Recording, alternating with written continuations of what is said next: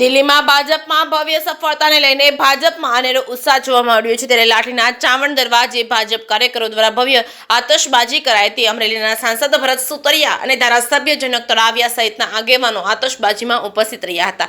લાઠી ભાજપના આગેવાનોએ મોં મીઠા કરી ફટાકડા ફોડી દિલ્હીના વિજયને વધાવી લીધો હતો। આજે દિલ્હી વિધાનસભાનું પરિણામ હતું અને તમામે તમામ વિધાનસભાની સીટમાંથી આજે મોટાભાગના આપણી ભારતીય જનતા પાર્ટીએ ભવ્ય વિજય મેળવ્યો છે।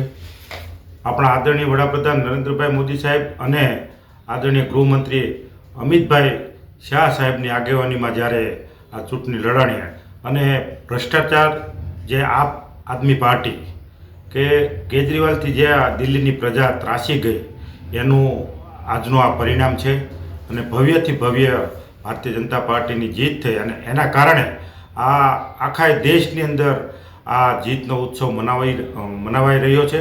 ત્યારે આજે લાઠી નગરપાલિકાની સાથે સાથે ચૂંટણી પણ છે અને આ જીતનો ઉત્સવ પણ મનાવવામાં સૌ કાર્યકર્તા આગેવાનો અને ઉમેદવારો બધા જ એક સાથે મળી અને આ જીતનો ઉત્સવ અમે ધામધૂમથી આજે અમે મનાવ્યો। કોણ કોણ હાજર હતા?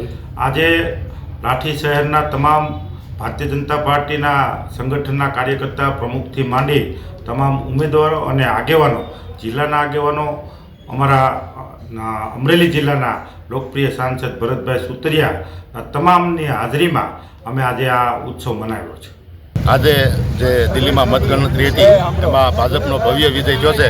એમાં આપણા દેશના યશસ્વી વડાપ્રધાન નરેન્દ્ર મોદી સાહેબ, આપણા ગૃહમંત્રી અમિતભાઈ શાહ, તેમને ખૂબ ખૂબ શુભકામના પાઠવું છું।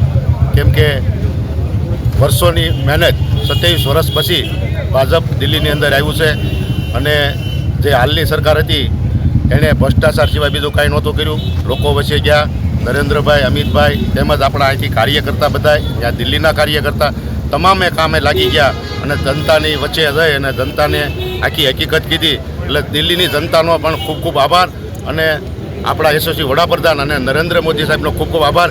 એની નિમિત્તે આજે લાઠીની અંદર જે ઉજવણી કરવામાં આવી હતી તેમાં તમામ કાર્યકર્તા અહીંથી હાજર રહ્યા તે બદલ તમામનો ખૂબ ખૂબ આભાર।